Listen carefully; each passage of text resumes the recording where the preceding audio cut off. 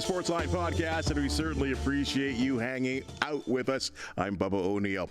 The Spotlight, as you all know, the best of sports from Southern Ontario, and when we can, we love to feature those who are getting it done in Hamilton, Halton, and Niagara. Today, a blast from the past in my life and also this podcast.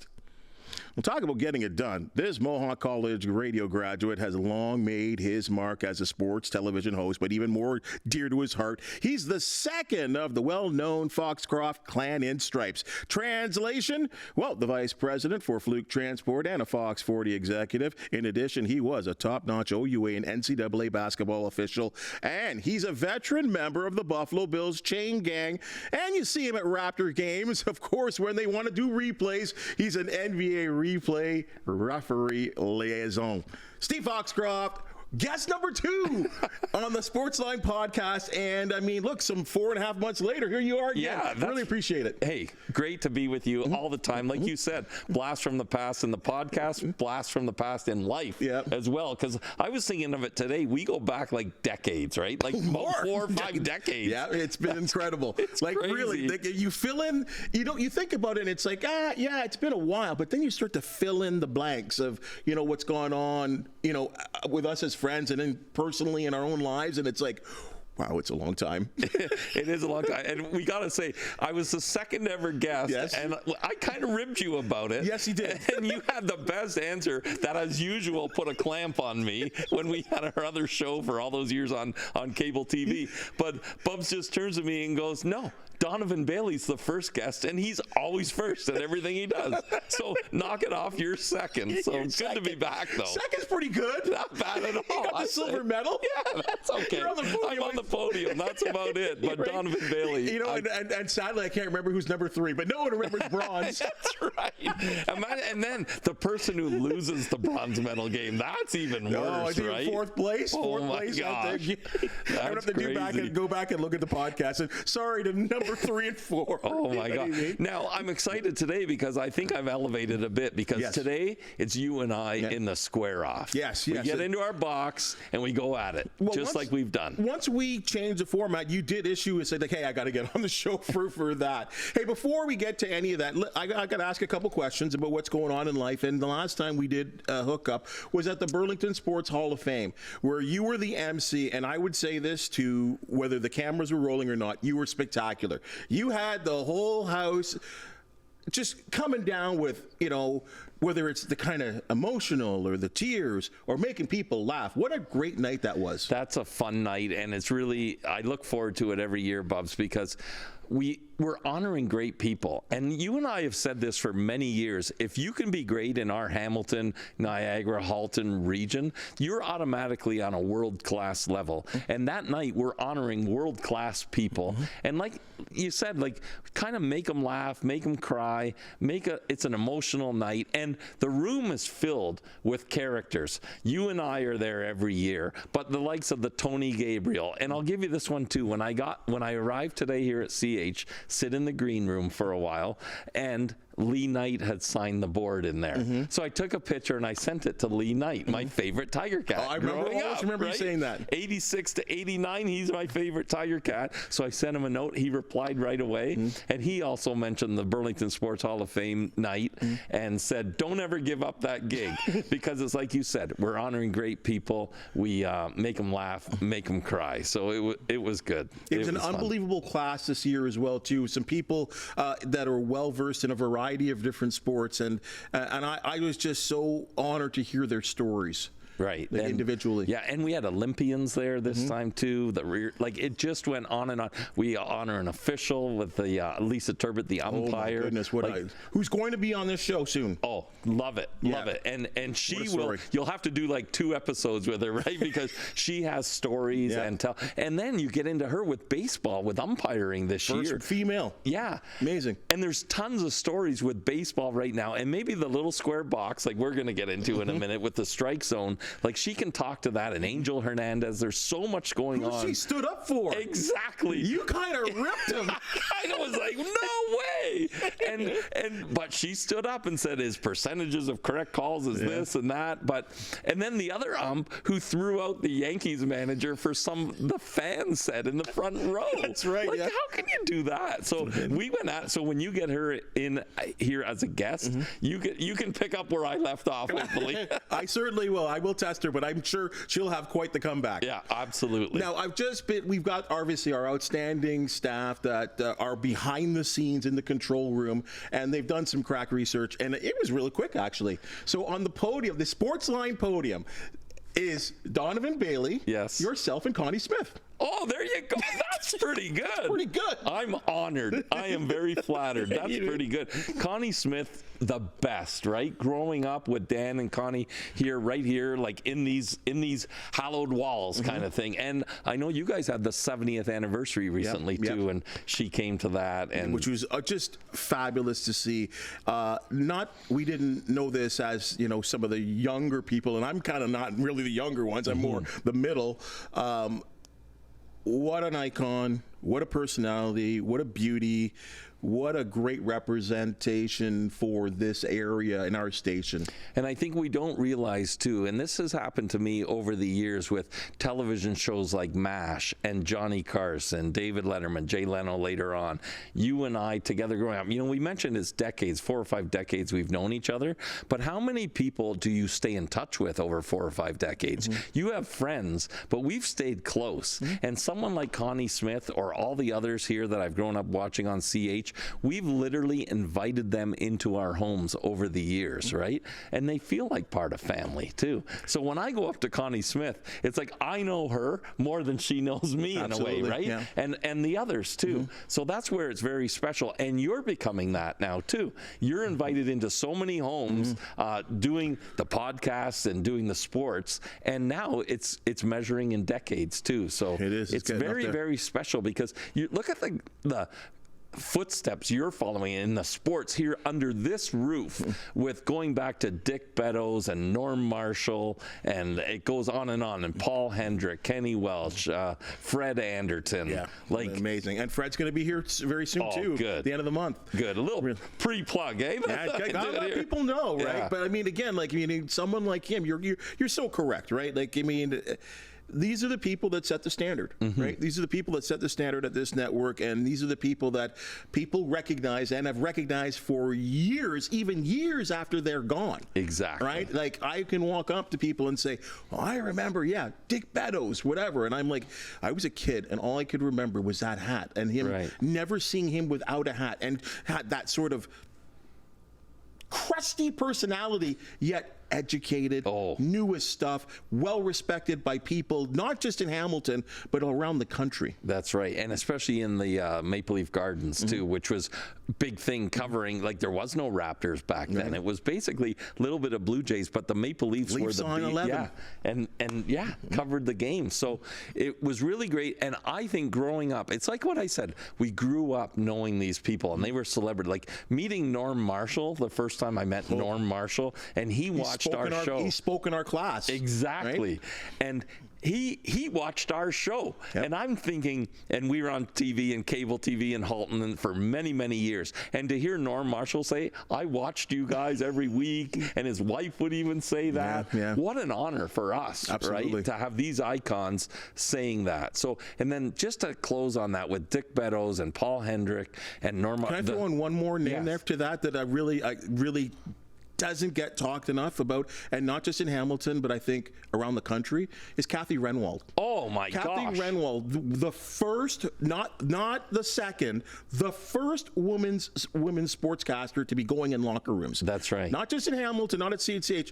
First. That is well said. Like, very well said. Nothing moved in the Tiger Cats at Ivor Wynne Stadium without Kathy knowing, right? And reporting on. And she, a trailblazer. And yes, that's good call on that. And to finish my point, though, the Saturday afternoon games, those OUA games, Saturday afternoons, covering many sports, but just that was what we grew up knowing, right? And what I find it set us apart as Canadians, because Americans had their college football coverage all the time, but what we had was our Canadian college or Canadian university coverage too.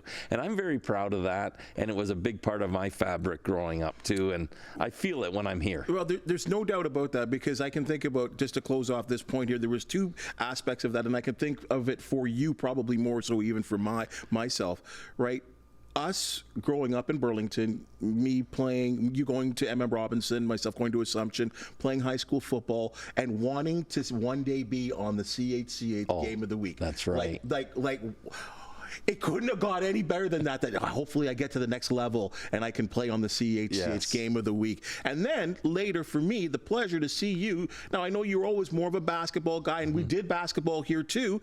That you were up there as a young learning official, one of the better in the business though, coming up through the ranks, and seeing you do these games. Yeah, I know the ref. It was such a thrill to do it and to be welcomed into all the universities where we traveled around. But the best part was, and back in those days, it wasn't digital or anything like that, and it was beta when we started. That's embarrassing to say, but I was beta, and then VHS. But it allowed me to become a better official because videotape was how we did it. I recorded the games, I went home and watched them, and I'll tell you, and probably a lot of the players that were watching going, yeah, Foxy, you should watch those games because you could have done a little better. But you were awful. You were terrible. But often it would be, I'd watch the games and I'd go, wow, that's all the player did to him? Why did I call a foul? And it helped me to have a more patient whistle as a referee. I'm talking referee talk now, but I was more patient and called less. Right. And I think it helped the game too, you know? Ready to talk some sports? I am. I'm ready to get at it. All right, let's do this. Let's square this off a little bit. There's lots of stuff to talk about. It's so busy right now. Oilers remain alive in the Stanley Cup. They were down 3-0. It looked like it was over. It's now 3-2 Florida after 5-3 and 8-1 wins. Do you see them coming all the way back? I don't see that happening, Bubs. But I will say this. The series, when it was 3-0, to me, it really wasn't 3-0. Florida had a forecheck.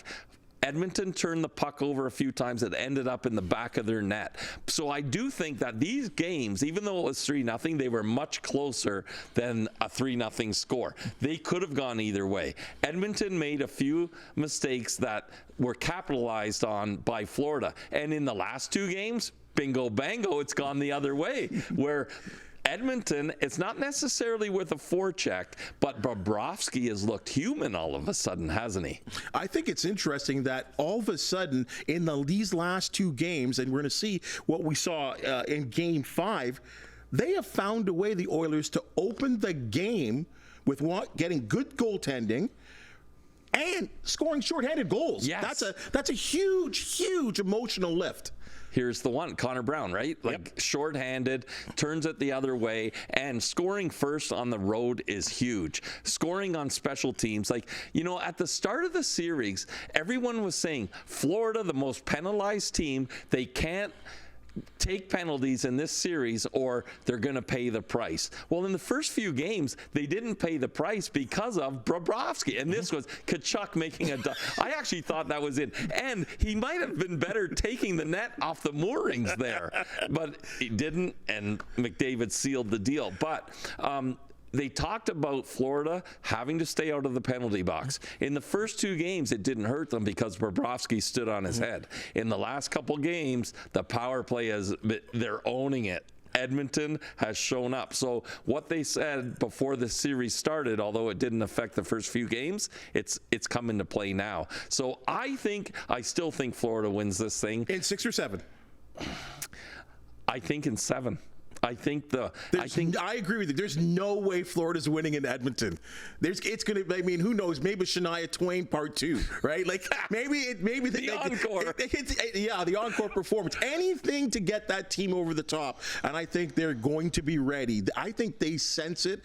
I don't know how much momentum there is when you play only one game every 3 days, but I feel like they have that confidence right now. Question for you too. Does Bob show up again, or is he done? Is he rattled? You got to get to him early. I think that's the difference. This is no different than any other goaltender. Traffic in front, tipping goals. Hyman is a guy that can do that.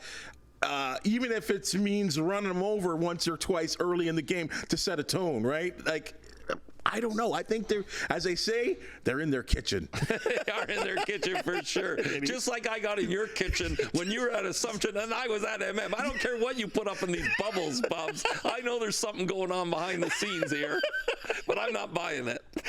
Is Connor McDavid the postseason GOAT? And let me get to this here. I put something out on Twitter and people went, and I'm talking about like people that are that are out in the media that were all over me. In 1985, Gretzky recorded 47 points. That's an NHL record in 18 postseason games. As I said, that's a record.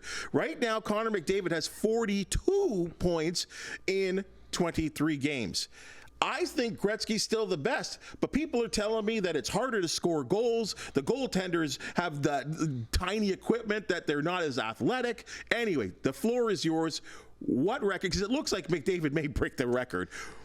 Who's better? Yeah, he may break the record, and this might be because of my birth certificate and watching Gretzky and loving Gretzky, but I think with McDavid too, to be the GOAT, you have to do it more often than in 3 weeks, 4 weeks. And that, to me, is what he's done so far. He's done it over 3 or 4 weeks once. So, and he may get the record. If it goes 7, he has a chance to get the record. I don't think he's going to get the record, but Gretzky has done this like for a decade, basically. He was the GOAT for a decade. So they're both surrounded by good teams and good players and all that. But no, McDavid, he would have to do this for another 5 or 10 years to reach GOAT status, in my opinion. Good hockey player, but really, like, Gretzky was far and away the best player. And then I'll throw this one at you. We're talking Gretzky. Does Sidney Crosby enter the conversation? Like, is McDavid maybe third?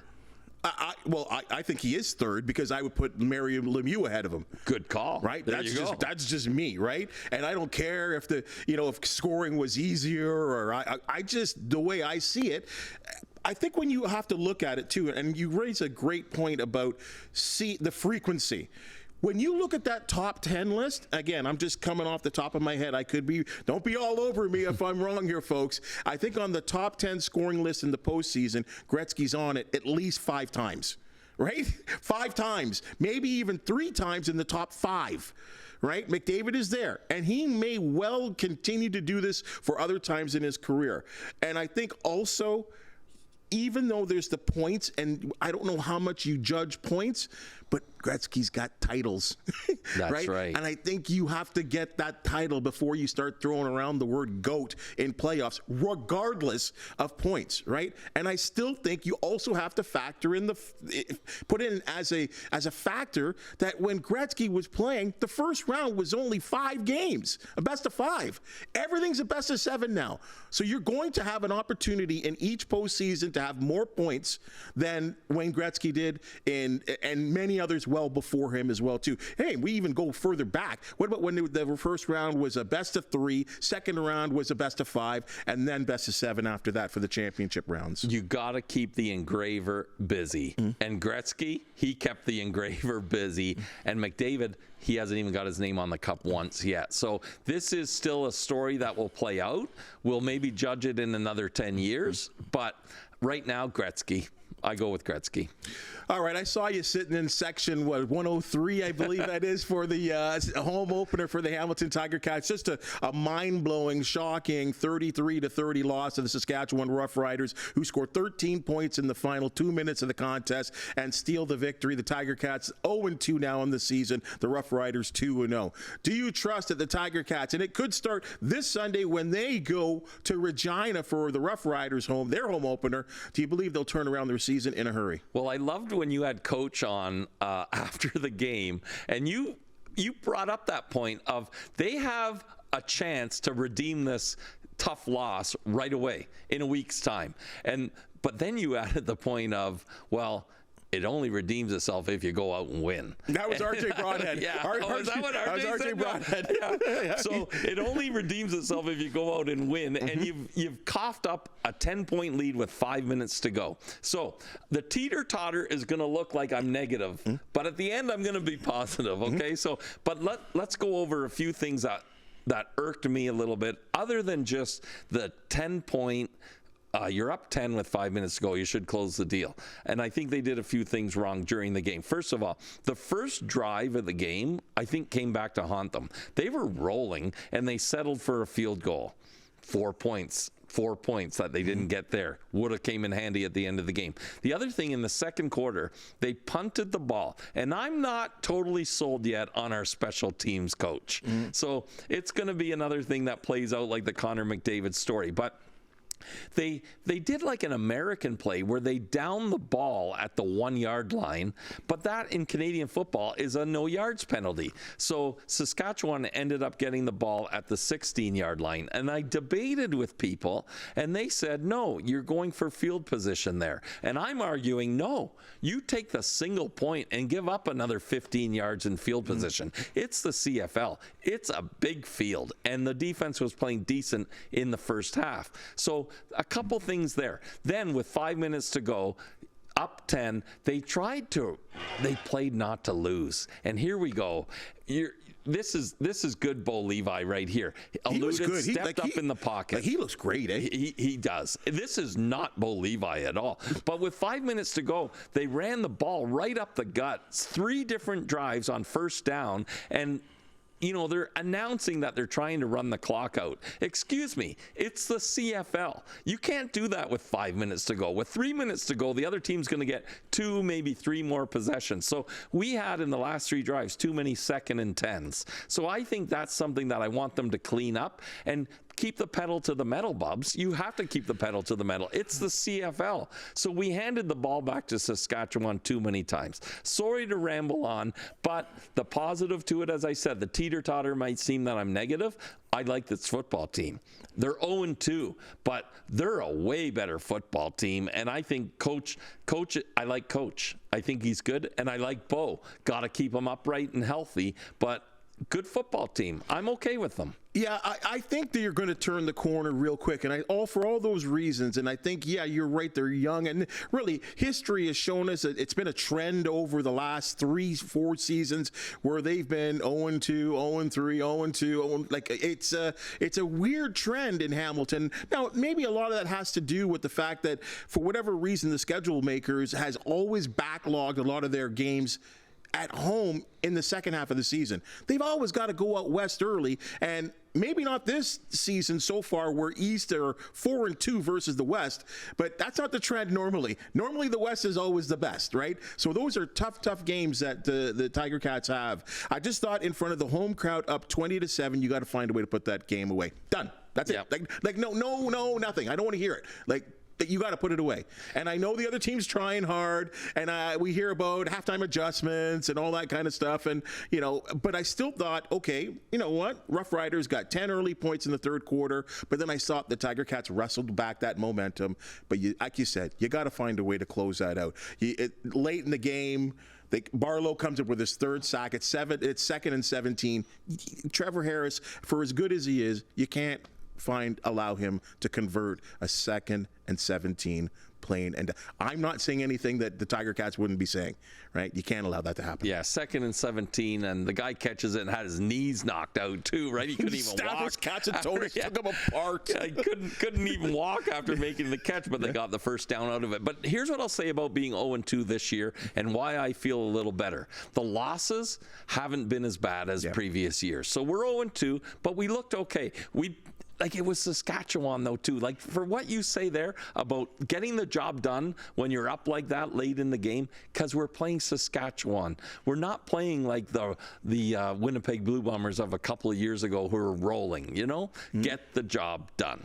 Minus 11-point differential to your point there, which is certainly pretty respectful. Means that games are tight and certainly they're not getting blown out. And plus, it's coach's second game, as a head coach. As a head coach with this team, I mean, he's been a head coach, with Montreal, with Toronto for many, many years. He's won a Grey Cup. He knows what's going down. The other thing I do like a bit, I know we'll move on, but penalties. Saskatchewan was the team taking all the dumb penalties. Yeah, so dumb. That I was just like, that's another thing where a sign of we've changed a little bit. So let's move forward and get a win this week. NBA now, the Celtics win in 5 games. They knock off the Dallas Mavericks straight up. I mean, 16-3 in the postseason, these Celtics. 80-21 overall when you combine the postseason and their regular season record. Was there any, you watched this team from floor level at center court. Was there any doubt that they were going to win? They were the better team. You know, like even a guy like Porzingis comes in and gets all this attention and all that, and it's Porzingis.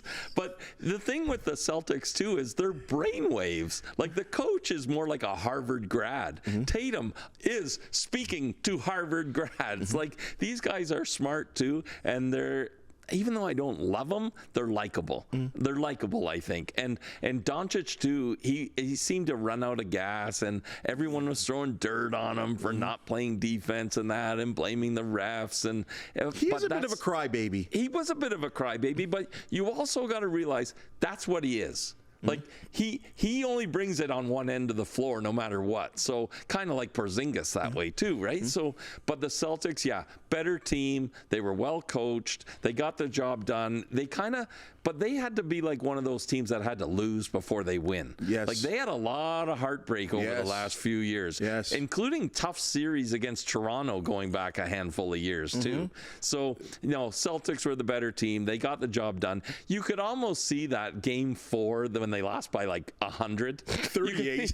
You could almost see that one coming, right? They had checked out. They were like, no, let's go win it at home, and they did. I threw something out there on Twitter kind of to that angle, and look, I've been around too many professional sports athletes as yourself to ever say that teams want to lose, okay, or they tanked. It just doesn't happen, folks. It doesn't happen. And but there can be sometimes a slight little drop in intensity. And boy, didn't it look like it was so much nicer to win the NBA, lift the Larry O.B. trophy at home instead of doing it in Dallas? Exactly. Because at the end of the day, we're all human, right? And then anyone go to Vegas and stop anyone on the street, and they'll tell you there's no such thing as a sure thing. So there you go. But they got the job done. They did it at home. And Mike Breen, the announcer, he kept saying this building is ready to explode. And they certainly were. Their record 18th championship for the franchise, but it had been a while. Like it had been a while. So they got the job done. They were the best team. Coming through the West was a monster ride for Dallas, though. Yeah, it really was. You know, we're Hamilton. Like I was rooting for OKC. I wanted Shea to do great, and gosh, they were close too. They were this close. So look out for them next year. Let's go to the PGA, the U.S. Open. Some are calling the best 4th final round in the history, the long history of the U.S. Open. Bryson DeChambeau, what a winner. Like, he deserved that, celebrated it with the crowd. But somewhere in the depths of the score room was a man by the name of Rory McIlroy. 3 bogeys in his final 4 holes. He had control of the tournament. Some are calling it the biggest choke in recent memory in golf and major championship history. Where do you stand? Boy, I'm leaning more towards the Bryson being Bryson thought. And here's why. Remember a few years ago, he said, oh, Augusta, it's a par 65. He was like, and the whole Brooks Koepka thing, they were calling him Brooksy and everything. And he was gigantic. He was Arnold Schwarzenegger jacked. But look at him now.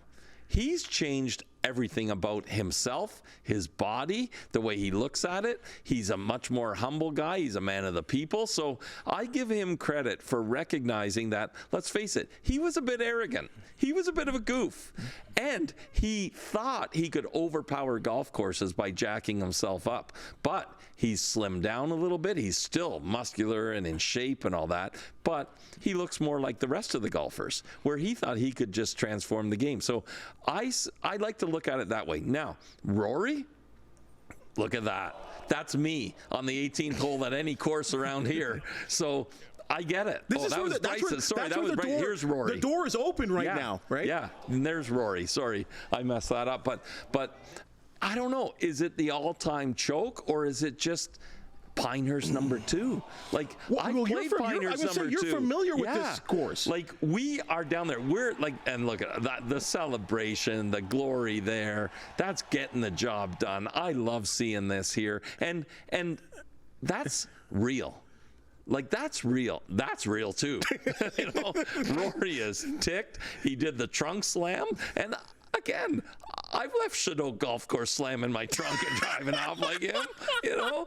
Right now, I've missed those putts too, but also I don't make $1 zillion playing golf, and that's why I'm at Fluke Transport. But yeah, I don't think though it's the all-time choke job, because look, they both did it. They both missed those putts. So I don't think all-time choke job. I think Rory, he's still one of the best. He's consistently top 10. He's winning his handful of tournaments. And he hasn't won a major. I think Tiger Woods established this. Okay, Jack Nicklaus started it. Tiger Woods established it. Guys like Rory McIlroy and Bryson DeChambeau, they're measured by not winning the John Deere Open. It's major championships. Rory hasn't won a major championship in a decade. It's a decade now, which is crazy. He busted out with 5 real quick, kind of like Spieth. Busted out real quick. And here he is now. He didn't speak to the media after that loss. You saw how distraught he was.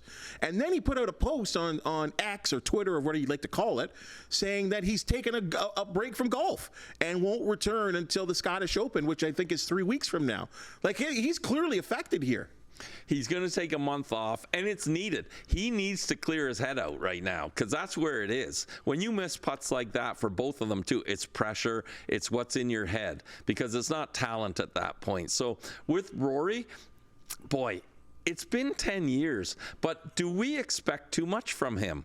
Because, like, how many guys are knocking off majors, like 1 or 2 a year and all that kind of thing? There's a lot of guys who have won majors, and they could be the next Tiger. They could be the next Rory. Like Brooks Koepka, too. Like, was he around at the end? And some other guys, Dustin Johnson, disappeared with all that talent. He's gone to live, and he might as well have gone to the moon, because like he's nowhere to be found right now. Yeah, you know. So you got to temper the expectations too. But Rory, the one thing about him, he may not be lifting the trophy over his head, he may not be kissing it, but he's right there with a chance to. So I give him credit for that. And kind of like what he said too, that was part of his post, right? He said, look, I need to take a break. I'm happy with my legacy, no matter how it plays out from now. I've got my 5, they're in my back pocket, and I'm knocking on the door. I got a few seconds, I got a lot of top 10s. Sticking with the U.S. Open, we've spent the better part of 2 decades watching Tiger Woods and his absolute level of greatness. In fact, setting a standard that has been probably, you talk about setting standards and just believing in someone. Do you find it hard to watch Tiger at 48 years old, miss the cut, +7, kind of in contention after round 1? As we've seen with some other major championships, this actually will be the first year where he's been able to compete in all 4 major championships in nearly a decade. But he's 48 years old now, and the camera's still showing every shot of Tiger Woods. Is it hard to watch? No, not for me. I'd watch him cross the street, if you let me, because I'd watch him go and get coffee in the morning, because he is Tiger Woods. And, you know, earlier we talked about a Wayne Gretzky as the GOAT, and there's only a handful. Michael Jordan would be another one. There's only a handful of people that I'd watch go get coffee if I could in the morning and hang around. And it's kind of like one of those things, if you could invite 3 people over for dinner, who would they be? Well, if it's golf, Tiger Woods is at everybody's table. So no, I want it, because there's that thing of what if? What if this is the time? Because you know what we saw? Like you said, he's walking better. He's physically better. He's getting it back together a bit. So then you got to say to yourself, is this the time? Will he put it together? And to me, there's only 3 guys: Jack Nicklaus, Phil Mickelson, and Tiger. And there might be others before, like those great ones before, like a Tom Watson, Arnold Palmer, Gary Player. Maybe they did it. But in my lifetime watching, it's only been Nicklaus, Mickelson, and Tiger that have won majors at an advanced age. So for that reason, I'm watching everything he does, and I want to. Yeah, it's strange. It's this weird feeling I have, and when isn't it crazy to you that overall he doesn't have a chance to win major championships anymore? He keeps saying all the right things, and I'm right there. Like, he keeps saying all the right things, because I think he actually believes it, right? He's said it for so long. I got to do this. I got to do this. I don't got my feels, all that kind of stuff. The Tiger language that we've grown so accustomed to. But it's funny that no one is following any other golfer, even on a final round, more than Tiger Woods, because. Why? I don't know. Like, do we all wax poetic about the past? Can we not just maybe say that we saw the greatest of all time of any sports? I keep telling people younger than myself that we will never see anyone, in my opinion, in any sport dominate for a decade like he did. Like, think about it. It was a decade of absolute domination, like destroying the record book. That won't happen in any other sports. We'll see people go off for 3 or 4 years, as we have seen in golf. We just talked about Rory. We talked about Spieth, Morikawa. I think Scottie Scheffler is in the midst of it right now. But I'm going to tell you, it's not going to be 15 major championships long, right? Over a decade. It's crazy to me. It's what your resume says you are. So Tom Brady, Michael Jordan, Scottie Scheffler's building one now. Remember when Tiger first came on the scene, David Duval was supposed to be, that was supposed to be the two of them going at it for the next decade. David Duval left the next week practically. Like, we only see him on the Golf Network walking around with a microphone now talking, but that's what it is. You gotta, and that's what we're going to talk about too, is rivalries and someone, the Batman to your Robin and so on. But it's all about the resume. So Tiger Woods, he's the only guy walking the planet now with his resume. I don't know if you saw it on Sunday in the WNBA, and these two individuals, Caitlin Clark and Angel Reese, they had a little bit of a rivalry that stemmed a couple of back-to-back seasons in the NCAA in the tournament, semifinal and final. Now, they played on Sunday, their respective teams. Angel Reese clocking Clark in the head, got nailed for a technical. Reese said there shouldn't have been a technical. Anyway, regardless, the game was the WNBA's most watched in 20 years. Does this surprise you? It doesn't surprise me, because this has been building and it's a crescendo, and they have to use this now to build the WNBA and to keep it in our living rooms watching, because, like, we just said it. Batman needs Robin, right? Foxy needs Bubba. Bubba needs Foxy. Magic needed Bird, and Bird needed Magic. And that's what changed and put the NBA back on the map and to what it is today. That's where it started, with Bird and Magic. And Caitlin Clark, wow, what a talent she is. Angel Reese comes over there and puts it into the 7th row. Boom. Caitlin's a little groggy, because watch this. Okay, is it a technical? Is that a technical? You know. No, like, to me, no. Really? To me, that's a bad. They went and looked at this on replay. I'm sorry, yes. That one there, from that angle, I thought we were watching another play. But that one there, and the reason why it is because it's head contact. So if that's just on the arm, no problem. But because she came across the head, I was watching the other player, actually, now that I see it again. Right there, boom, head contact, and that's what we're ruling out of the game. So no, boom, that's a flagrant one, technical, if you will, and it's properly called in that instance, and probably they shouldn't have had to go to replay to see that. But let's get back to this. This is like Hulk Hogan and the Iron Sheik. These two people don't like one another, and the fans, what are we left to do? We have to choose. Growing up, for me, it was the Celtics and the Sixers in the Eastern Conference. It was Dr. J against the Celtics. Had to choose one or the other, right? Well, this is it.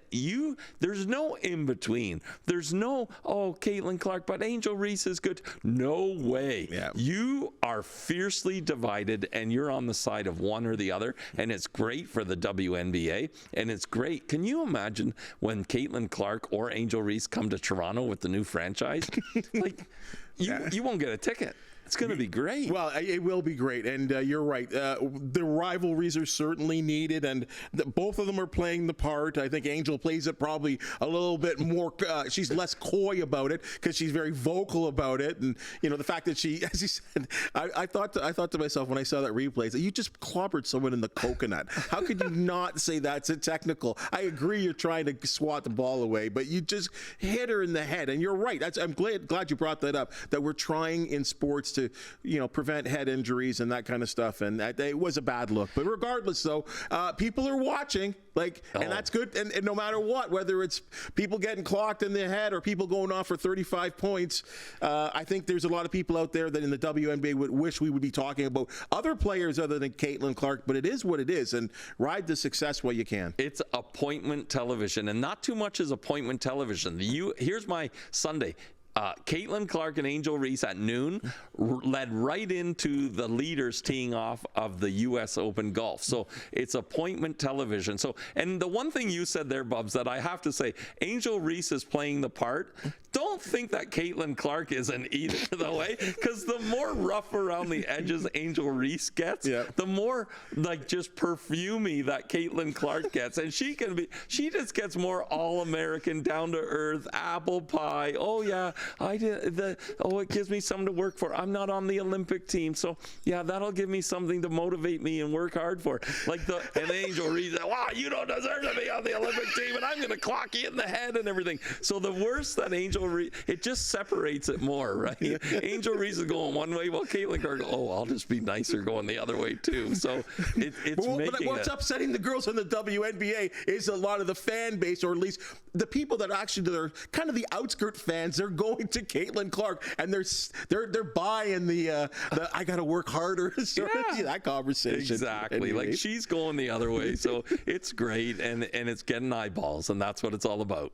Maybe not getting as many eyeballs as they hope to get right now are the Toronto Blue Jays. Okay, under 500. They can't get over 500. They're getting blown out by the Red Sox right now. They're trying to avoid a sweep, and it's a Canadian player, O'Neill, that keeps hitting home run against them. Anyway, regardless, under 500, nowhere in contention, at least the winning the AL East. If they get on a run, maybe they can make a run at the wild card. But as it stands right now, an announcement comes out that they have now moved their 2025 season ticket renewal date to mid-July, upcoming right now for next year. That is more than a month earlier than last year. Is this a bad PR move? Everything's bad PR right now with the Blue Jays. They can't keep the ball in Jellystone Park. They can't keep it in Rogers Center for the other team. They can't hit anything, too. They could go up with a toboggan right now, and they wouldn't be able to hit. How many guys? 4 or 5 guys? Probably, I don't want to exaggerate. 3 guys in the lineup hitting under 200. Under 200 is hard to do. Mendoza line. It is the Mendoza line. It is terrible. And they are wasting a decent starting pitching staff, too. Everybody knew you're not going to be as healthy as they have been in the past. But these starting pitchers, if I'm them right now, when is one of them going to blow up and just lose it? Maybe a Gosman or a Bassett, they might just lose it one time and say, I'm throwing BBs up there and you guys can't score a couple of runs to help me out. It's just Mark Shapiro, right on down. That's where it starts with you saying too, let's move up the season ticket renewals. No way. How about moving up somebody up and down the lineup? And what about if Vladdy Guerrero was named Foxy or Bubba or John Smith, would he get the love or would he be benched? Because actually he's come on a little bit lately, but for all that time, it's because he was Vladdy Guerrero. And the same with Bo Bichette too. Bo Bichette has his month where he's going to hit the cover off the ball. Okay, but Still waiting. I don't like. You know what the problem was with the Blue Jays where it started? Alex Anthopoulos. He was sitting right there in the office, and Ted Rogers got rid of him. And since then, it's been downhill ever since. You're saying it's Shapiro and Atkins. Yeah, I really do think that. People hate them. I really don't like using that word, but there are people in this station that I work with that are more than the Leafs, more than any other Toronto sports team or any of the local sports teams, even including the Ticats, they are Blue Jay fans, and they cannot stand the general manager and the president of the team, and truly believe exactly what you said. Because what they're saying is they think we're stupid and we're blind with their comments. Like, they're thinking, like, and here's the other thing. So say they make a push and make the playoffs as the wild card, the last wild card. You know what'll happen is, like last year, they'll go into Minnesota and they won't score a run. They won't do anything. So what's the big deal of making the playoffs if you just go and you get pounded by the opposition, and in embarrassing fashion too? Nobody's lived up and said anything about the Barrios thing where they pulled him when he's having the start of his life and everything like that. But remember them being up 8-1 against Seattle? Oh, and that at home. Like, that was worse than the Tiger Cats loss. That's right. This is a playoff game. So to your colleagues here at CHCH, I'm kind of with you, because what Shapiro and Atkins are kind of telling us is they're smarter than us, and we're not seeing what we're seeing. It's head scratching to me. Like, it's a bad move, and I know. I guess Rogers, as an organization, they're in a situation. They've spent hundreds of millions of dollars to upgrade the ballpark, which, by all accounts, it is much better to watch a ball game. It is now a baseball feeling park as opposed to when that was built. People will refuse to agree with me, but the truth of the matter is, when they built Rogers Sky Dome, it was for the Argonauts. Yeah. Like, it was a football field, right, that baseball used as well too, and the configuration changed, but it wasn't. There were seats that where home plate was there and you were sitting there. Yeah, that's the way your seats were facing. Well said. And it was also built from the top down, right? It was about playing 80 home games a year. So really it was about the lid on the roof, on the top of it, to keep the place dry, and you know you're going to play a game, rather than the comfort and feel of what it was for baseball. Well, there you go. That's your Sportsline podcast for the day. Steve, you have been outstanding. It's been great to get your opinions. I knew this was going to be a good one. We've covered the gamut. I appreciate, you always coming in, and I appreciate the support that you have always given me in terms of my television career. I feel it. It's important to me, and it's going to be a great opportunity here for me to tell you I appreciate it. Yeah, and I appreciate it too. You know that. We'll do it anytime you want. It's always fun. Really enjoy watching your podcast every day too. So keep up the good work, and we'll do this again soon. Say again, so number 2. Yeah, number two, but on the podium, but not Donovan Bailey. Quality there, yeah. But this is fun. Hey, thank you, buddy. Hey, as you've just seen and heard, we love talking sports, and we love talking sports with good people that know what they're talking about. If you do know of an athlete, team, or event to promote the Sportsline podcast, we want to hear from you. Please hit that thumbs up, like, and subscribe button, and if you do have something to say, Foxy will always say it. So please comment. For the wonderful people that make the Sportsline podcast possible, thank you so very much. And we'll see you tomorrow.